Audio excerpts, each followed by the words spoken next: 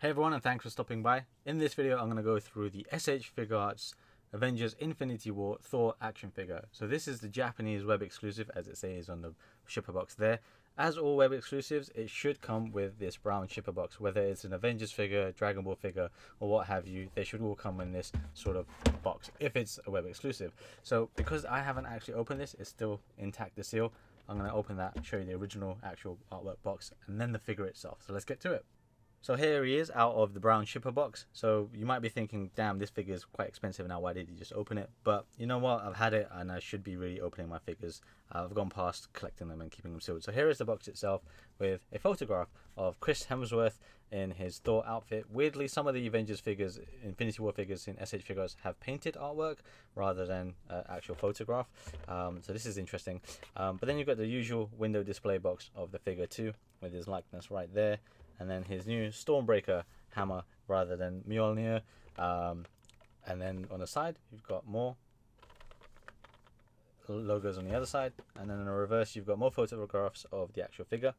Top and bottom, not much to talk about. But let's get this thing open.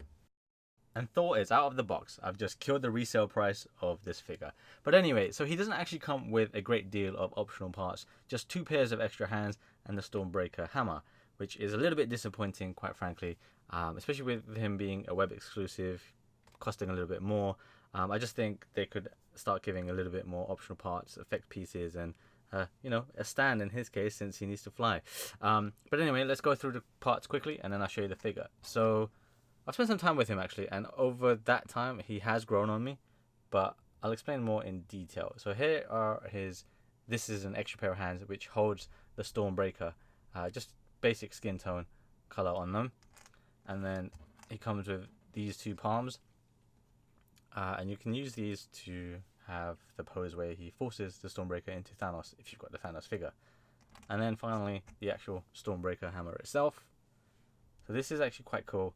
I like the metallic paint on the hammer detail, and then there's inscriptions. I'm not sure if you can make those out very clearly on this, but where my thumb is, yeah, there's got some inscriptions there. And then the shaft handle is just the wood effect. Could be a bit better, a bit more weathered looking, I think, but it's okay. Then onto the figure itself. So you don't get any additional heads or faces, which is very, very disappointing. It might be a likeness rights issue, perhaps, because I don't think the other Figuarts, SHF Avengers figures come with more than 1 head. Apart from Thanos, which is an odd one, but yeah, you don't get a second or third or any extra Chris Hemsworth sort of face, which is, yeah, just disappointing. But overall, the figure actually looks okay. At first I thought he was a bit basic. The blacks were kind of not that great, and yeah, I just thought he was very, very basic figure. He still is a basic figure, but I think once you kind of let it sink in a bit, the little details kind of pop out, and I'll go through those. For example, his sleeves with the shine on them, I think pops out, and then these bits on the actual his suit, so it's got a bit of like a pearl black or onyx black sort of paint going on here, and I really like that. It actually does pop quite a bit. At first impression it wasn't so great, but it's grown on me now. I like the shin pad detailing as well. I just like the sculpt on them. That's pretty cool. So yeah, I mean, you may still not like him, but yeah, I thought it was okay. But anyway, because I've just jumped ahead with those points, let me just give you a better look up close and personal. So this is his one and only face. So occasionally, depending on the angle, he will look like Chris Hemsworth. But then maybe like from underneath, not so much. Maybe that's how Chris Hemsworth does look from underneath. I don't know. But they've missed a bit of paint just there. There's a bit of skin tone difference between the neck and the actual face. The ear and the neck is the same, but the face is a bit more of a muddy look. His hair is a bit gold, with some gold accents. Some people may or may not like that. I think it just depends on how harsh the light is. Or mine is pretty harsh, so it might come out a bit too strong. They've also got the scratch marks or shaved bits in his head too. They're not amazingly detailed, but it's there. I mean, yeah, it's there. And of course you got the scar across his eye. Yeah, and then if you look too closely, you'll start seeing the print effect that SHF tend to use with their real life sort of likeness. Then further down, then you've got the suit that he wears. So you've got the accents and details that I mentioned. So you've got these parts here, which have a shine to them, and then this is all kind of like a rubbery sort of look. But it's all sculpted and molded with etched details, and then a little bit of brown, not too much color apart from the cape and that brown there. His sleeves looks really good. I really like his sleeves. They can be a bit slippery though when you're trying to pose them, but shouldn't pose too much of a problem in the long run. Then you've got his gauntlets. Same thing going on with the rest of his suit. And then further down, his knee pads are pretty cool. And then I mentioned his shin pads, which I like too, and then his boots on the underside. On the reverse then, that's pretty basic. There's no hole to put a stand in there, so you're going to have to use a claw. And then of course the cape, which is the single cape. You can't take the mantle off. It's just one single cloth piece. So it's stitched black on the underside and then red on the other side. There's a gap here, so you can probably hide like a stand or whatever you need to do inside there, which is what I've done for one of my pictures. But also because there's no wiring in here, you could probably sew a wire in if you're creative and get that sort of extra posability there. You just won't have with the lack of wire here. There's no solid cape. There's no extra additional cape with him. This is what you get. What you see is what you get when it comes to just this Thor figure. In terms of articulation, I forgot if I mentioned it, but yeah, you cannot take this mantle off. You can probably do it if you want to, but it's not actually supposed to be removable, so you will damage the figure if you do that. So articulation then, he can't move his head up a great amount because of his collar. Some paint might come off. Tilting left and right is possible, as is looking right and left, but again, his collar hinders the movement a little bit. You've got the neck joint further down below too, which allows him to look down a very good amount. His arms aren't obstructed, so that's a good thing, so his shoulders can move all the way around, and then up and down, and then brought forward a little bit too. And then for his elbow, he can bend it like so.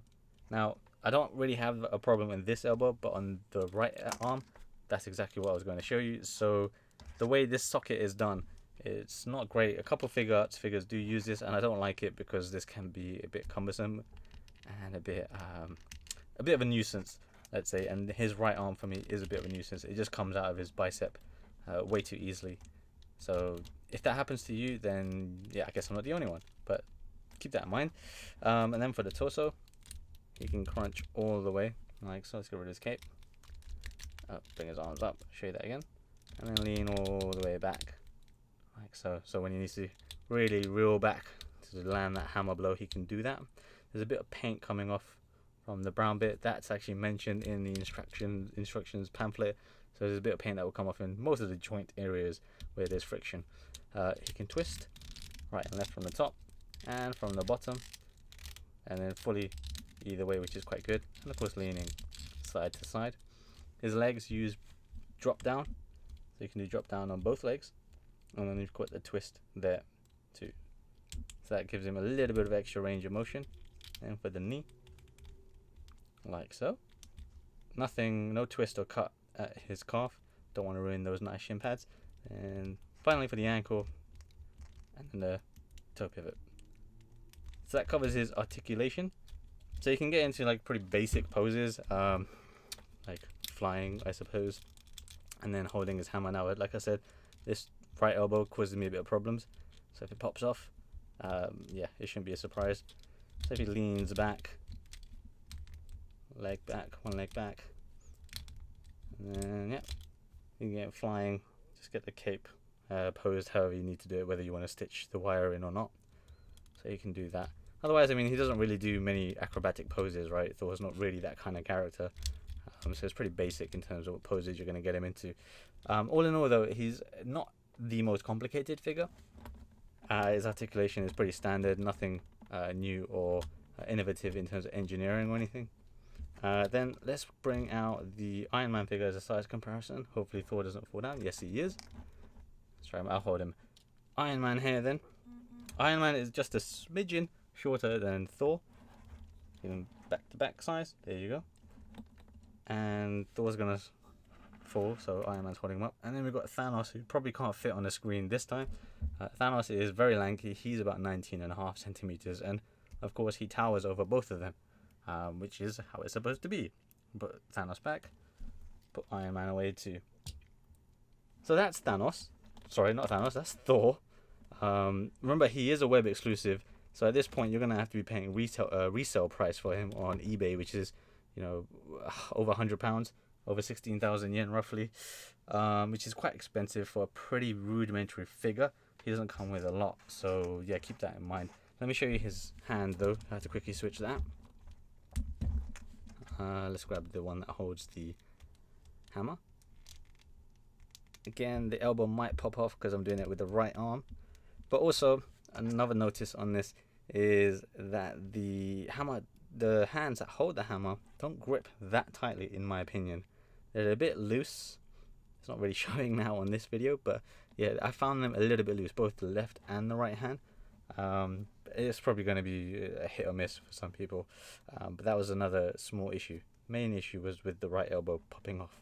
But like I said, that's Thor now, fully covered. He is available on eBay. To be quite honest, that's probably all where you're going to find him in abundance, but he's going to cost you a lot more to get. I don't know if he's really worth it for that much. I think he's a cool figure. Over time, he grew on me just because these accents look pretty solid. But I don't. There's just not enough with this figure to justify paying, I think, you know, over 100 quid for. Unless, of course, you're desperate to finish the Infinity War SHF lineup. So that's up to you. In the meantime, though, I hope you enjoyed this video and I hope you like what this figure is. If not, just leave a comment below, or either way. Do check out my channel for more videos where I covered Thanos and Iron Man Mark 50 and the nano weapon set.